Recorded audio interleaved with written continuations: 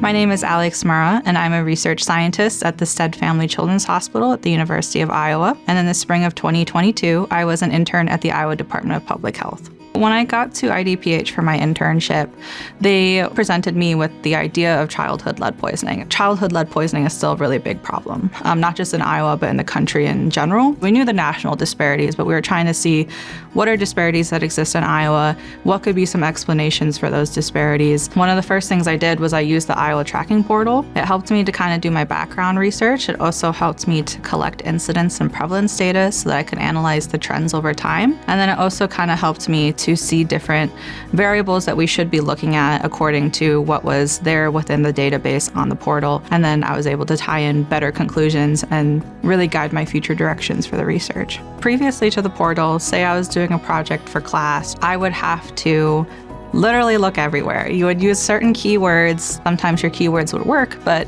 sometimes you'd come up with nothing. And then even when you did come up with something, the data was sometimes really messy. So one of the things in public health is the databases can be very messy. If they're not cleaned, if they're not organized well, it can be hard to access and really find that information that you're looking for. After I learned about the Iowa Public Health Tracking Portal in class, it's really become my first place that I go to whenever I try and answer any question, particularly if that question has anything to do with Iowa in general, because that's where I know that you're going to have good Iowa data, that I can find my answer for this type of community. I don't have to waste time kind of looking elsewhere and trying to narrow down what I could potentially use. I think the three things that I like the best about the tracking portal, one is that it's that all-in-one place that you can find. Another one is that it's really quite easy to use. So even if you're not familiar with the website or you think that you're not as tech savvy, the website's very easy to navigate and you can find your information pretty quickly. And then the third is that chart feature. It's really nice to just be able to customize exactly what kind of target population you're looking at. You can select